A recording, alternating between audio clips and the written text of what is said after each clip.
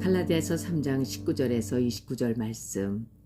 그런즉 율법은 무엇이냐? 범법함으로 더하여진 것이라. 천사들을 통하여 한 중보자의 손으로 베푸신 것인데 약속하신 자손이 오시기까지 있을 것이라. 그 중보자는 한편만 위한 자가 아니나 하나님은 한 분이시니라. 그러면 율법이 하나님의 약속들과 반대되는 것이냐? 결코 그럴 수 없느니라. 만일 능히 살게 하는 율법을 주셨더라면 의가 반드시 율법으로 말미암아 쓰리라. 그러나 성경이 모든 것을 제 아래에 가두었으니 이는 예수 그리스도를 믿음으로 말미암는 약속을 믿는 자들에게 주려 함이라. 믿음이 오기 전에 우리는 율법 아래에 매인 바 되고 계시될 믿음의 때까지 갇혔느니라. 이같이 율법이 우리를 그리스도께로 인도하는 초등교사가 되어 우리로 하여금 믿음으로 말미암아 의롭다함을 얻게 하려 함이라. 믿음이 온 후로는 우리가 초등교사 아래에 있지 아니하도다. 너희가 다 믿음으로 말미암아 그리스도 예수 안에서 하나님의 아들이 되었으니 누구든지 그리스도와 합하기 위하여 세례를 받은 자는 그리스도로 옷 입었느니라. 너희는 유대인이나 헬라인이나 종이나 자유인이나 남자나 여자나 다 그리스도 예수 안에서 하나이니라. 너희가 그리스도의 것이면 곧 아브라함의 자손이요 약속대로 유업을 이룰 자니라. 아멘. 함께 기도하겠습니다. 하나님, 우리에게 주신 모든 것이 은혜입니다. 때로는 우리의 삶을 힘들게 하고 어렵게 하고 수치스럽게 만드는 말씀도 율법도 우리의 은혜입니다. 하나님께서 우리에게 주신 모든 것에 온전한 뜻을 알고 반응할 수 있도록 오늘도 은혜 더하여 주시고 말씀을 통하여 내게 비춰주시는 은혜가 우리 가운데 시작되게 하여 주옵소서. 이 모든 말씀 예수님 이름으로 기도하였습니다. 아멘. 할렐루야. 우리를 돌이키고 우리를 살리시기 위하여 말씀을 주시고 그 말씀을 통해 다시 하나님 앞으로 돌이켜 주시는 우리 하나님의 이름을 높이 찬양합니다.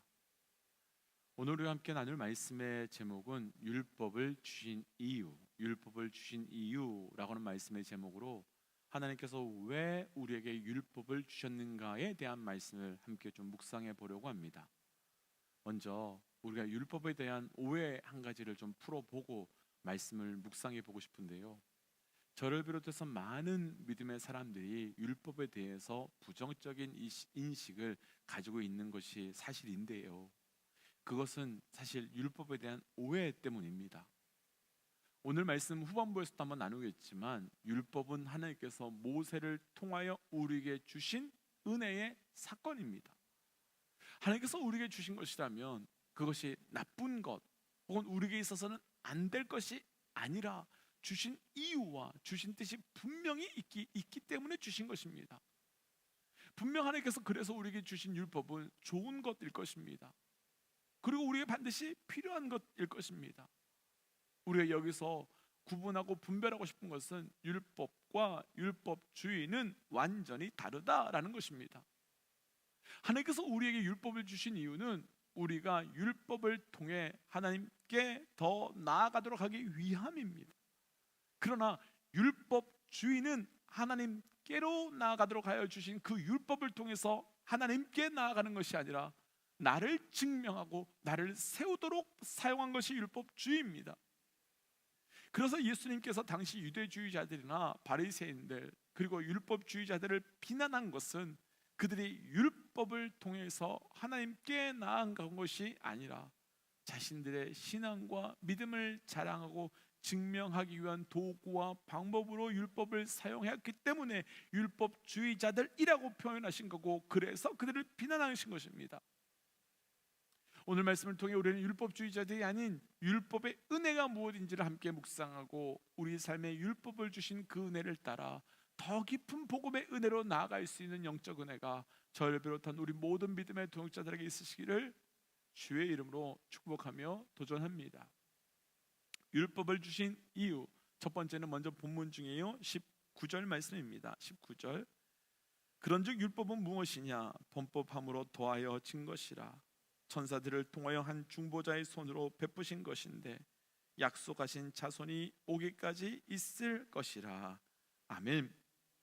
하나님께서는 천사들의 중보 때문에 모세를 통해서 율법을 주셨는데 그 율법이 오늘날 우리에게까지 오게 된 것에 대한 이유에 대해서 범법함으로 더하여 진 것이다 라고 말씀해 주고 계십니다.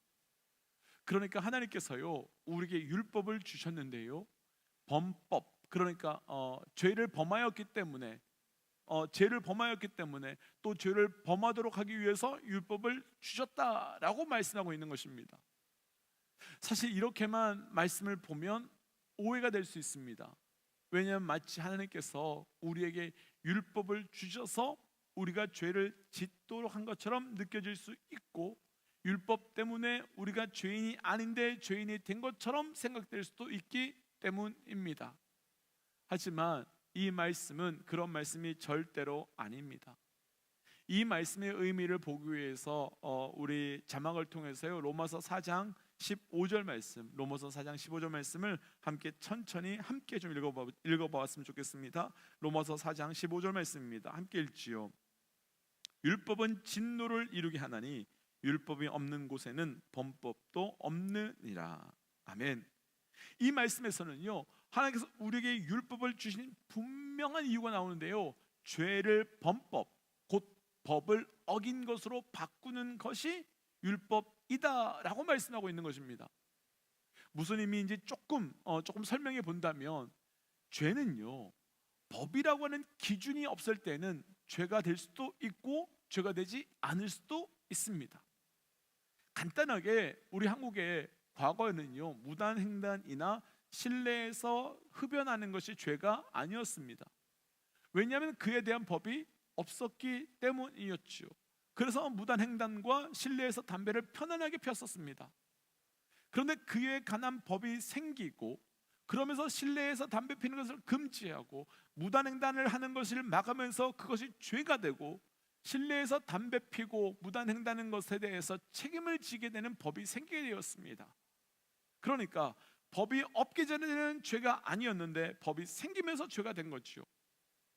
이 말씀을 그대로 오늘 말씀에 적용해 본다면, 우리에게 율법이라는 것이 없을 때는 분명하게 죄가 죄로 드러나지 않았습니다. 선악과를 먹지 말라고 하는 말씀이 없었다면 선악과를 먹은 것이 죄로 드러날 수 없었고 그것이 죄로 인정될 수도 없었던 것이지요. 그런데 하나님께서는 우리에게 율법을 주심을 통해서 죄가 법을 어긴 범법의 행위임을 알게 하여 주셨고, 결국 우리에게 율법을 주신 오늘 말씀에 나눌 첫 번째 이유는 바로 우리 안에 율법을 통하여 죄가 드러나고 악이 드러나도록 하기 위하여, 죄를 깨닫고 악을 깨닫도록 하기 위하여 율법을 통해 주셨고, 그래서 율법을 통하여 죄를 멀리하고 죄를 거부하도록 하시기 위함이었던 것입니다. 이에 대해서 오늘 말씀에서는 아주 구체적으로 설명하는데요, 본문 22절에서 성경이 모든 것을 죄 아래 가두었다라고 설명합니다. 이 말씀을 오해하면 성경의 말씀이 마치 감옥처럼 모든 사람을 가두었어, 그 죄의 감옥에 가두었어 라고 여길 수 있지만, 그런 의미가 아니라 성경의 율법 때문에 모든 사람이 죄 가운데 내가 죄인이라는 것을 드러나게 되었다라고 말씀하고 있고, 율법을 통해서 죄가 세상 안에 있고, 그리고 또한 죄가 우리 안에 있어서 이 땅에 사는 우리 모두가 보편적으로 완전한 죄인임을 알고, 또 죄와 분리되어 있는 존재가 아니라 당장은 죄가 드러나지 않을 수 있지만 언제든지 우리 안에 드러날 수 있는 죄가 잠재적으로 상황과 조건만 맞으면 마치 싹이 나고 열매가 맺히는 것처럼 죄인이라는 것이 드러나게 되는데, 그래서 결국에는 율법 때문에 내 안에 죄가 있고, 그리고 율법 때문에 내가 죄인이며 율법 때문에 내 안에 더러운 것들이 있음을 직면하게 되고, 그 결과 율법을 통해서 내가 죄인이며 죄에 갇혀 있으며 죄의 노예이구나라는 것을 깨닫게 될 수 있는 것입니다. 그런데 이 사건은 그대로 아브라함에게 나타납니다. 하나님께서 아브라함에게 이삭이라고 하는 아들을 약속으로 주셨었지요. 그런데 왜 75세의 약속을 주셨는데 25년이나 지난 100세 때 아들을 주셨을까요? 우리는 아브라함이 약속을 받은 75세에서 100세까지 어떤 일들이 있었는지를 살펴보면 그 이유를 알 수 있습니다. 아브라함은 75세의 약속을 받았지요. 그러나 그는 하나님의 약속을 믿고 기다린 것이 아니었습니다. 그는 자기의 종 엘리에셀을 통해서 하나님의 약속을 이루려고 해보기도 했고, 또 사라의 아내, 사라의 몸종 하갈을 통해서도 하나님의 약속을 이루려고 했었습니다. 그럼 왜 하나님께서 25년 후에 주신 것이겠습니까? 그것은 하나님께서 시간을 끈 것이 아니라 사실 하나님께서 기다리신 것입니다.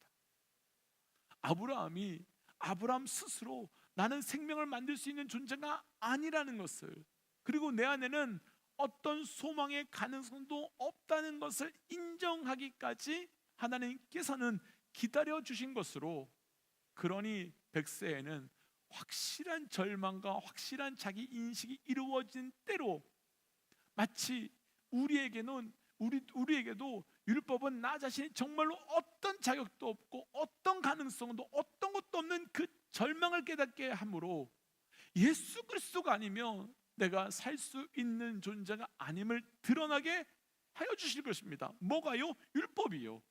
그러니 우리는 하나님께서 우리에게 율법을 주신 것을 나의 죄를 드러나게 해주시기 위함이며 우리 스스로 죄인됨을 고백하도록 하기 위함인 것이지요.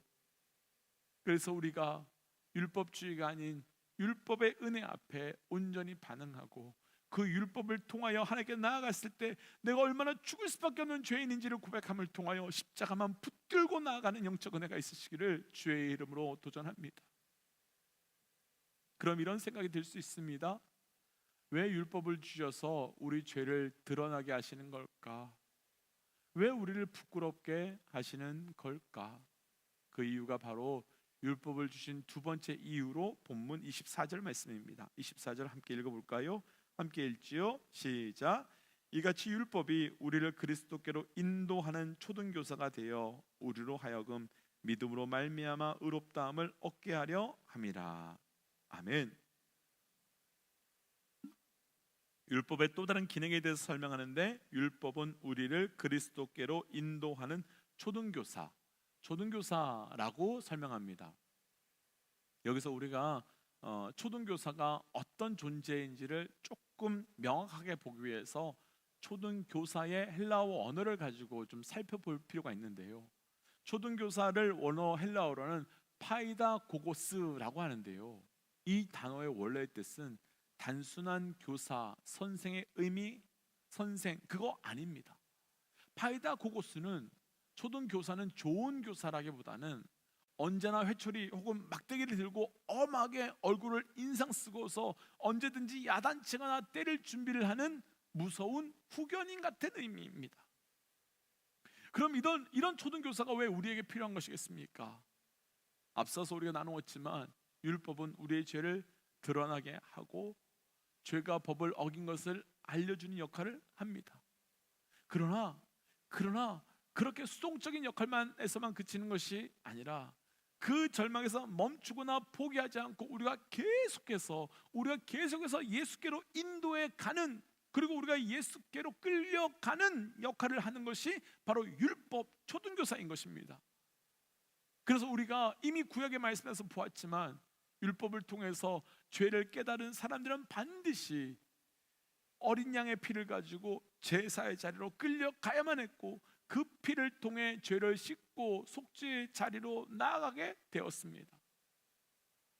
그러니까 율법은 우리의 죄를 드러내고 죄인됨을 고백하게 할 뿐만 아니라 우리 안에 어떤 답도 없음을 깨닫게 해주므로 우리를 예수 그리스도께로 나아가도록 인도해주는 길이 되는 것이고 통로가 되는 것입니다.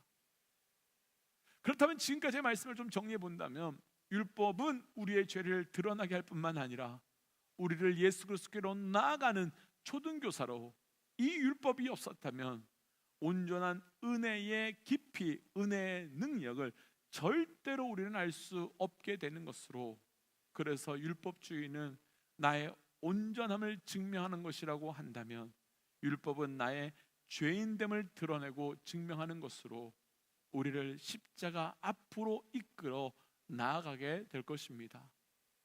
그래서 저를 비롯한 우리 모든 믿음의 동역자들의 삶에 이 율법의 은혜가 깊이 있게 고백되고 그를 통해 십자가의 은혜를 깊이 있게 고백하고 경험하는 그 은혜의 삶이 되어 가시기를 주의 이름으로 축복하며 도전합니다.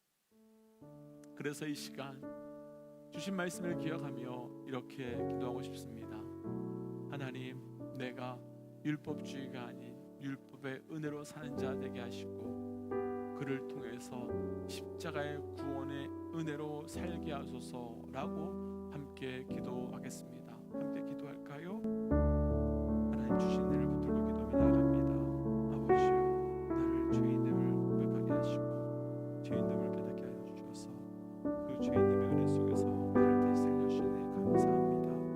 철저히 하나님, 내가 죽을 수밖에 없는 죄인임에도 불구하고 살려주신 은혜를 기억하며 그 은혜 속에서 아버지께서 나를 붙들어주시는 은혜가 온전히 고백되게 하여 주시옵소서.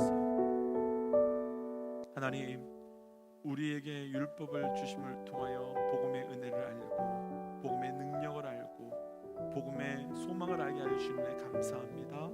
하나님, 오늘도 내 삶에서 말씀 앞에 나아갈 때마다 끊임없이 죄인됨이 드러났지만 그 은혜를, 그것을 은혜로 알고 고백하며 나아갈 수 있는, 그래서 하나님께로 더 깊이 있게 나아가는 영적 은혜가 우리에게 있게 하여 주옵소서. 이 모든 말씀 예수님 이름으로 기도하였습니다. 아멘. 사랑하는 믿음의 여러분, 율법이 우리에게 은혜입니다. 율법을 통하여 예수께로 더 깊이 있게 나아가는 오늘 하루 되시기를 주의 이름으로 축복합니다. 함께 선포하고 삶의 자리로 또 기도의 자리로 나아가지요. 함께 선포하겠습니다. 하나님은 살아계신